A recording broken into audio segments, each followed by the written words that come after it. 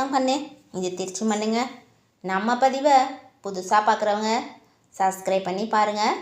மிகவும் பயனுள்ளதாக இருக்கும் குட்டீஸ். வாங்க, இன்றைய வகுப்பு பாடம் 5ல் பண்படுத்தும் பழமொழிகள் பார்க்க போகிறோம். இப்போ தெரிஞ்சிருச்சு இல்லையா? நம்ம என்ன பார்க்க போகிறோம்? பழமொழிகள் தான் பார்க்க போகிறோம். ஆமாம், வாங்க. அங்கே பாருங்கள், ஒரு தாத்தா இருக்காரா, ஒரு குட்டி பையன் இருக்கான். அந்த குட்டி பையன் பேர் அமுதவாணன். அந்த தாத்தாவும் அந்த குட்டி பையன் அமுதவாணனும் அவங்க ஏரியாவில் இருக்கிற வார சந்தைக்கு நடந்து போயிட்டுருக்க வழியில் நாய்கள், நிறைய நாய்கள் இருக்குது பார்த்தீங்களா? அது அப்படியே குறைச்சிக்கிட்டே லொல் லொல் லொல்னு கத்தி சண்டை போட்டுக்கிட்டு இருக்கு.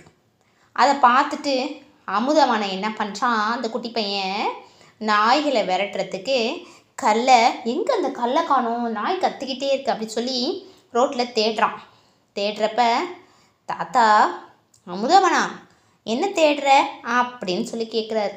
அதுக்கு அந்த குட்டி பையன் சொல்கிறான், தாத்தா நாயை கண்டா கல்லை காணோம் தாத்தா அப்படின்ற பழமொழிக்கு ஏற்ப இந்த நாய்கள்லாம் சண்டை போட்டுட்ருக்குல்ல, இதை விரட்டுறதுக்கு நான் கல் தேடிட்டு இருக்கேன் தாத்தா, ஆனால் கல் எனக்கு கிடைக்கல தாத்தா அப்படின்னு சொல்கிறாங்க. சொன்னோன்னே தாத்தா சொல்கிறாரு அந்த குட்டி பையன்கிட்ட, நாயை கண்டால் கல்லை காணோம் அப்படிங்கிறதுக்கு பொருள் என்ன அப்படின்னா, கல்லால் செதுக்கிய சிலை கோவிலில் இருக்குது இல்லைங்களா? கோவிலில் இருக்கிற சிலையெல்லாம் கல்லை தானே செதுக்கியிருக்காங்க. அந்த சிலைகளை நம்ம இது ஒரு கல் அப்படின்னு நினச்சி பார்த்தோம்னா அது கல் தாங்க. இல்லை, இது ஒரு இறைவன், இது கல் கிடையாது, இது இறைவன் அப்படின்னு நம்ம நினைத்து பார்த்தோம் அப்படின்னா அது இறைவன். சரிங்களா? நம்ம எப்படி நினைக்கிறோமோ அதுதான் அப்படின்னு தாத்தா இந்த நாயை கண்டால் கல்லை காணோம் அப்படின்ற பழமொழியினுடைய பொருளை சொல்கிறாரு. இப்போ உங்களுக்கு புரிஞ்சுதா? இந்த நாயை கண்டால் கல்லை காணோம் அப்படின்ற பழமொழி என்ன அப்படின்னா, நாம் கோயில்களில் இருக்கின்ற சிலையை கல்லாக பார்த்தால் கல், சிலையாக, இறைவனாக, நாயகனாக, ஒரு சிவனாகவோ ஒரு அல்லாவாகவோ ஒரு இயேசுவாகவோ நாம் எதுவாக பார்க்கிறோமோ அதுதான் எப்படி நம் மனதில் இருக்கும். வெறும் கல்லாக பார்த்தால் அது கல், நாம் என்ன நாயகனாக நினைக்கிறோமோ அதுதான் அதனுடைய பொருள், அதுவாகவே தெரியும். சரிங்களா? நம்ம கல்லாக நினச்சோம்னா கல், அது ஒரு கடவுள் நினச்சோம்னா கடவுள். இப்போ நாயை கண்டால் கல்லை காணோம் அப்படின்ற பழமொழியுடைய பொருள் தெரிஞ்சுக்கிட்டிங்களா? வாங்க, அடுத்தது அமுதவாணன் என்ன பண்ணுறார் அப்படின்னு பார்த்தீங்கன்னா, தாத்தா குறைக்கின்ற நாய் கடிக்காது என்று என் நண்பன் இன்பவாணன் நேற்று கூறினான் அப்படின்னா அந்த பழமொழியின் பொருள் சொல்லுங்க அப்படின்னு அமுதவாணன் தாத்தா கிட்ட கேட்குறாரு. இரண்டாவது பழமொழி என்ன பழமொழி? குறைக்கின்ற நாய் கடிக்காது. அதாவது தாத்தா பொருள் சொல்கிறாரு பாருங்க, குலைகின்ற நாய் கடிக்காது. அதாவது நம்மளோடு பழகுகின்ற நாய் இருக்குது பார்த்தீங்களா, நம்மோடு பழகிய நாய் நம்மை பார்த்து வாழையாட்டி என்ன பண்ணும், நம்ம கூட மகிழ்ச்சியாக விளையாடும், அதனுடைய சந்தோஷத்தை வெளிப்படுத்தும். சரிங்களா? அதுதான் குலைகின்ற நாய் கடிக்காது. அது அப்படியே மருவி என்ன ஆயிடுச்சு, குறைக்கின்ற நாய் கடிக்காது அப்படின்னு ஆயிடுச்சு. இப்போ முதல் பழமொழி கல்லை கண்டால் நாயை காணோம்ல, ஒரே வரியில் சொல்லணும் அப்படின்னா, ஒரு சிலையை கல்லாக பார்த்தால் கல், கடவுளாக பார்த்தால் கடவுள், அதுதான் கல்லை கண்டால் நாயை காணோம். இரண்டாவது குறைக்கின்ற நாய் கடிக்காது அப்படின்ற பழமொழியினுடைய பொருள், குலைகின்ற நாய் கடிக்காது. நம்மோடு நாம் பார்த்து பழகிய ஒரு நாய் நம்மை பார்த்து சந்தோஷம் மகிழ்ச்சி அடையுமே தவிர அது குறைக்கின்ற நாய் கடிக்காது என்பதல்ல. குலைகின்ற நாய், நம்மளுடைய பழகிய நாய் நம்மை பார்த்து கடிக்காது, நம்மை பார்த்து வாழ ஆட்டுமே தவிர கடிக்காதுன்னு சொல்கிறாங்க. அடுத்தது தாத்தாவும் அந்த குட்டி பையனும் அப்படி பேசிக்கிட்டே சந்தைக்கு வந்துட்டாங்க. வர வழியில் யானை ஒன்று அங்கே இருந்து எல்லாருக்கும் என்ன பண்ணிகிட்ருக்கு? ஆசி வழங்கிட்டுருக்கு. சரிங்களா? அமுதவாணனுக்கு அந்த யானையை பார்த்தோன்னே ஆசை வந்துருச்சு. அவன் என்ன பண்ணுறான்? தாத்தா தாத்தா, நானும் அந்த யானைக்கிட்ட போய் ஆசி வாங்கிட்டு வரேன் தாத்தா அப்படின்னு சொன்னோன்னே தாத்தா என்ன பண்ணுறாரோ, இந்தப்பா காசு எடுத்துகிட்டு போ அப்படின்னு சொல்லிட்டு 10 ரூபாய் எடுத்து கொடுக்குறாரு. அமுதவாணன் அந்த குட்டி பையன் 10 ரூபாயை வாங்கிட்டு யானைக்கிட்ட கொண்டு கொடுத்துட்டு ஆசீர்வாதமும் வாங்கிக்கிட்டு வந்தாச்சு.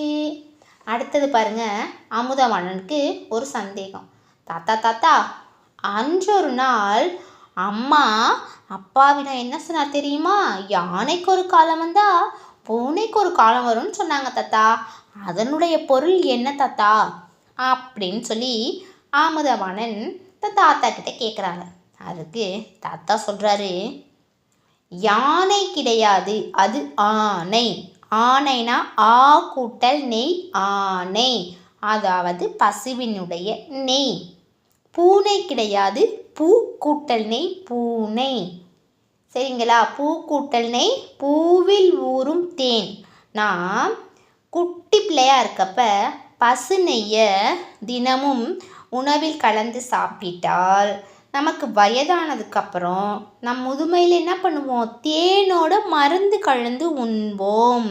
இதுதான் ஆனைக்கு ஒரு காலம் வந்தால் பூனைக்கு ஒரு காலம் வரும் அப்படின்ற பழமொழிக்கு பொருள்னு சொல்கிறாரு.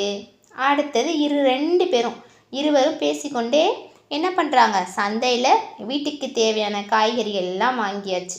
வாங்கினதுக்கப்புறம் அமுதவாணன் சொல்கிறாங்க, தாத்தா எனக்கு விளையாட பந்தும் மட்டையும் வாங்கித்தாங்க தாத்தா. அப்படியே என் பாப்பாவுக்கும் என்ன வேணும்? பலூனும் வாங்கிக்கலாம் தாத்தா அப்படின்னு சொல்கிறான். அமுதவாணன் தான் விளையாடுறதுக்கு பந்து மட்டையும் கேட்குறாங்க. தங்க பாப்பாவுக்கு என்ன வேணுமா? பலூன் வாங்கிக்கலான்னு சொல்கிறாங்க. தாத்தா உடனே என்ன பண்ணுறாரும்? சரிப்பான்னு சொல்லிட்டு 2 பேரும் என்ன பண்ணுறாங்க? போய்கிட்டே இருக்காங்க.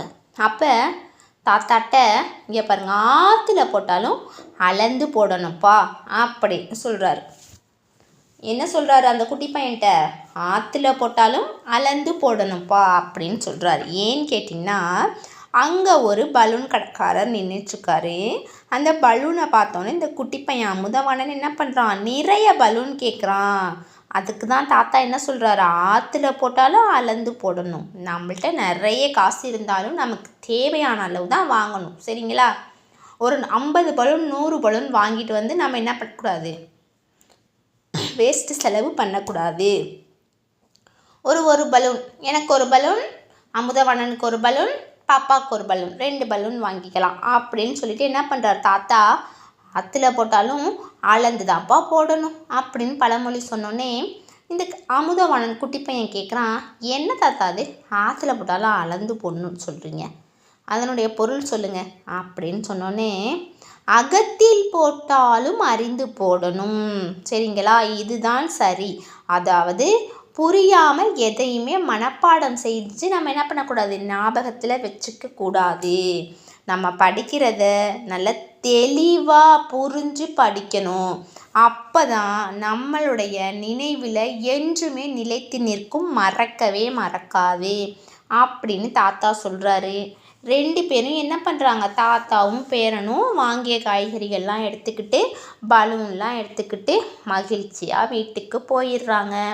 இப்போ நம்ம எத்தனை பழமொழி பார்த்தோம்? ஃபஸ்ட்டு நாயை கண்டால் கல்லை காணோம் பார்த்தோம். 2வது குறைக்கின்ற நாய் கடிக்காது பார்த்தோம். 3வது யானைக்கு ஒரு காலம் வந்தால் பூனைக்கு ஒரு காலம் வரும் பார்த்தோம்.